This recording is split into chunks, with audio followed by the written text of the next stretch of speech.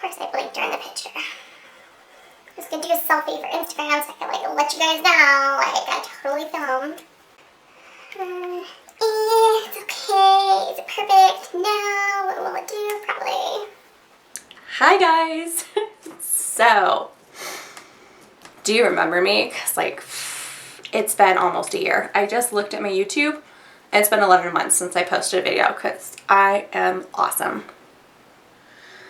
But no, really, the last freaking year of my life has been the biggest show.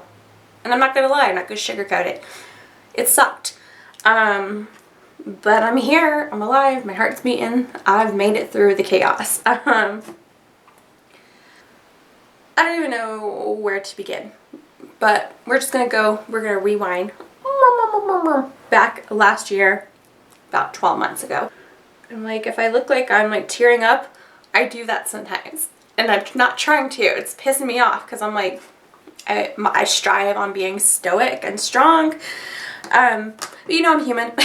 So sometimes I cry and sometimes I break down and sometimes life is too heavy. And you just gotta let it crush you for a little bit and then you just gotta get back up and push up, you know? Okay, so let's go back. 2018, okay? We're just gonna do like a really quick little recap of why I just kind of disappeared off the planet because I needed to. So 2018, beginning of October, something really bad happened. Obviously it was something we were unprepared for, and it was traumatic, life-changing, devastating, heartbreaking, heart-wrenching. Just our world came to an end, and it involves my family.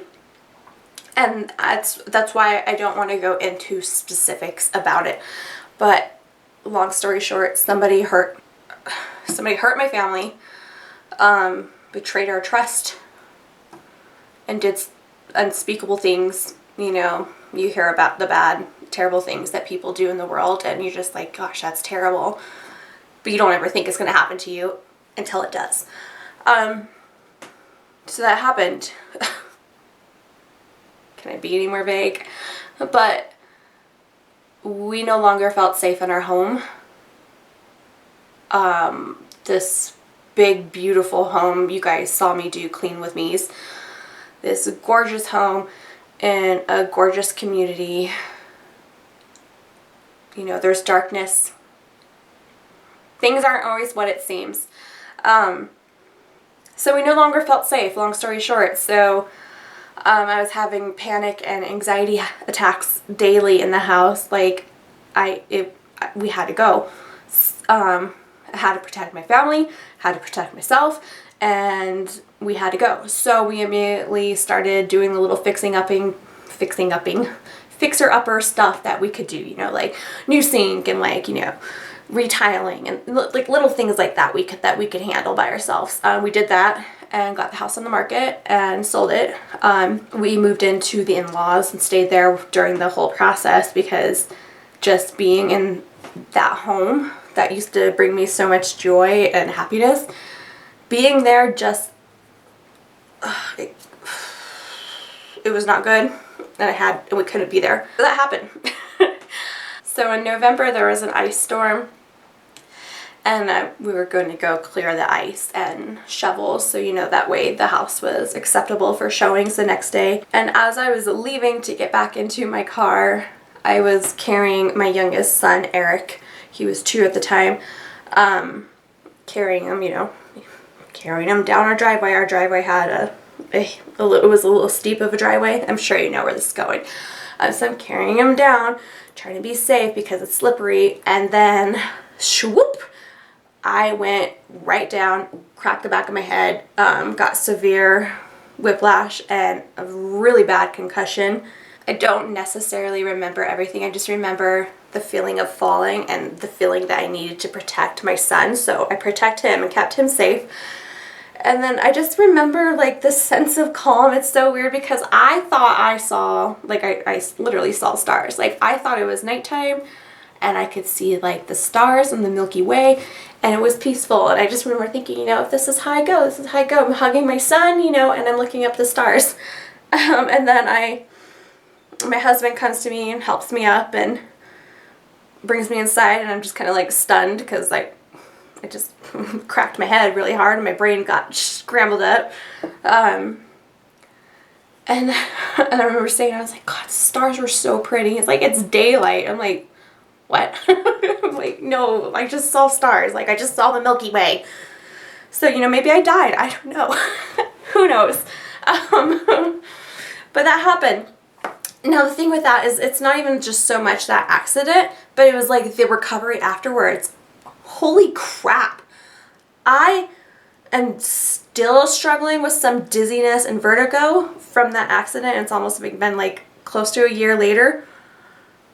It's bad, guys. Like, I had no idea. Like, I didn't know concussions were so bad. And apparently where I hit, that's a really bad spot for like the back of your brain to, because then the front of your brain, back of your brain goes forward and the front of your brain goes and then you go back, so it's like that's a bad motion.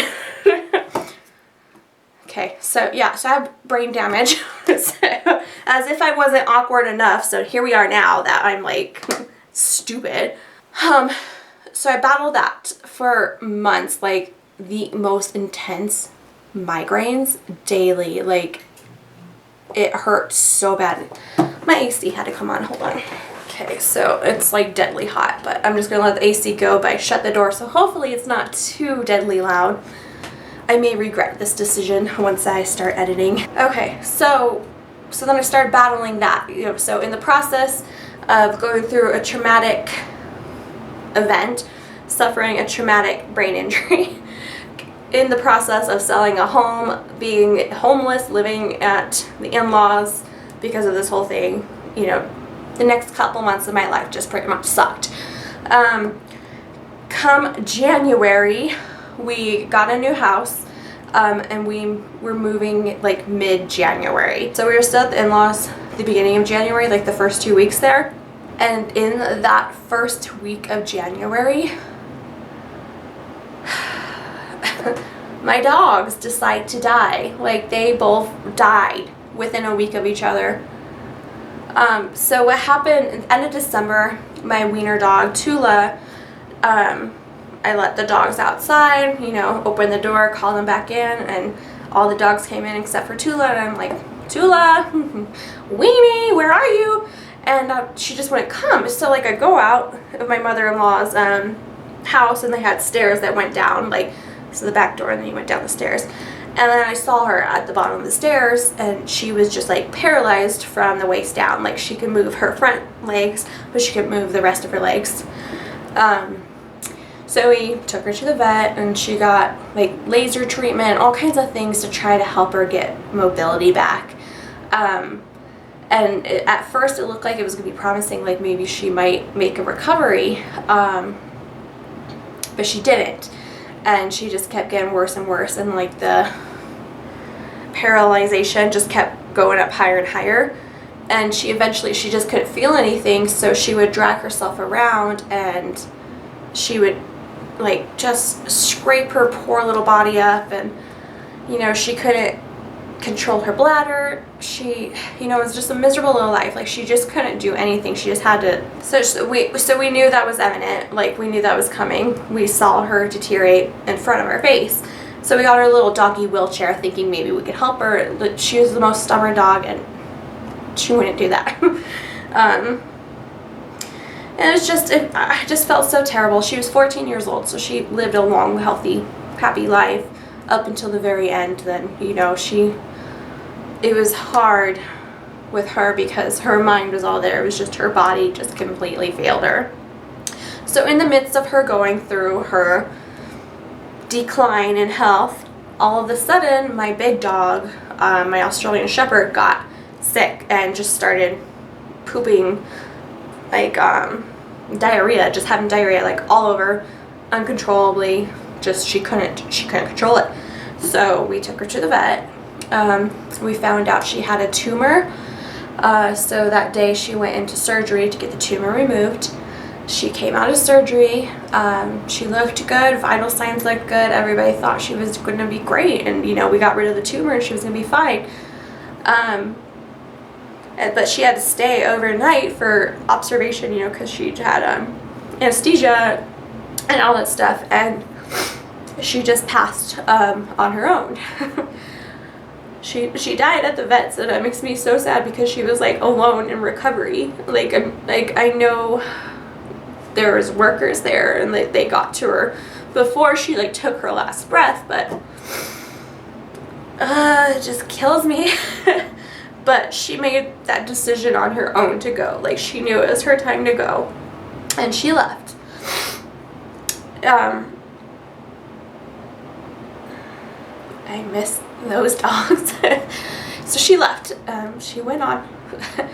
And then, you know, a few days later, we had to make the decision to put Tula down because her quality of life was just not there anymore, and it was so hard. So in a way, I thank my big dog for doing that, for not having us have to make that decision. The vet did end up doing like an autopsy on our big dog because like when we came in to see her, like the vet was so compassionate and sweet and just like bawling there with us. And she just, you know, she was sad because she thought she was going to make a recovery. And she thought we thought we were going to be good. But it was just her time to go. She might have had cancer, you know, that spread other places. We don't fully know. There was nothing in there that, like, when they looked at her that indicated what killed her. It could have just been stress from the surgery, or that tumor was just part of it and that there was more cancer throughout. Okay, so that was really hard. So, you know, 4 months of our life there really freaking sucked. The same day that my big dog died, I obviously called my husband from work and I was like, you know, Sid died. Our Sydney died. Like, she died. Like, you know, so then he obviously left work. Well, it turns out that day at work, they were having a big, like, mandatory meeting. And at that mandatory meeting that he missed, they mentioned that they were closing down the whole center and that everybody was being laid off. The same day my dog died. My husband found out he was losing his job. Yeah, I know. What did we do so wrong in life? But, you know, it's made everything I've gone through. It's making me stronger. Yeah, so that happened. So then I started to work my butt off at the hospital, trying to get promotions and better myself, and I at least succeeded at that. Like, I've secured an awesome job. I now work in the device clinic, which works with pacemakers and ICDs and loop recorders. So I interrogate those devices. I work with like the electrophysiologists, doctors, like the crazy super smart doctors, which is awesome. Like, and I'm finally I wouldn't say I'm like fully recovered from my brain injury. What is this? Aliens. That's what happened to my life. Aliens. Yeah, I don't know why I was going with that whole, oh, I was talking about my head. So I'm not like 100% fully healed from the concussion. Like, there are still days that I feel bad, but my cognitive abilities are coming back and I can think. Sometimes it takes me a little bit longer, which frustrates me because I don't like having to think about thinking, you know? But it is what it is. So I have now an amazing job, and I love it. I am working full time, so like now to make a comeback to YouTube is kind of what am I thinking? But the thing is I missed YouTube and I missed you guys, and I felt really bad for being gone for so long. That was like totally not my intention, but it was just like for a while, it was like thing after thing after thing after thing we were going through, and it's like these things need time to process and heal from, but like they were just like right next to each other, so it was a little difficult to get through. But we're finally there. We're getting there. And now I'm also going through other life changes, which is also good. I mean, I'm not going to talk really about it, but I mean, I will eventually, but it's still fresh, but it's for the best. So now here I am, just being super mom, working, trying to be the best mom I can when so here we are. About a year later from when all the traumatic life events started to happen. I'm recovering. I don't know what else to say. I'm getting better. Each day it's getting better. And, you know, yeah, there's still days that suck. And then there's still times that, yeah, that just suck. But, you know, like, you just go through it and you get over it. And a new day comes. Like, what else can you do? That's my life. I don't even know if I feel like I'm gonna like go to edit this. I'm gonna be like, I can't post this. This is just garbage. But it is what it is. My life has kind of been garbage. But it's still wonderful. I have 3 amazing little humans who make my world so much bigger, brighter, and better just by them being in it. And I am so lucky to be their mom. I have an amazing family and support system, and I'm in my new home. I am decorating it. I'm starting to live again.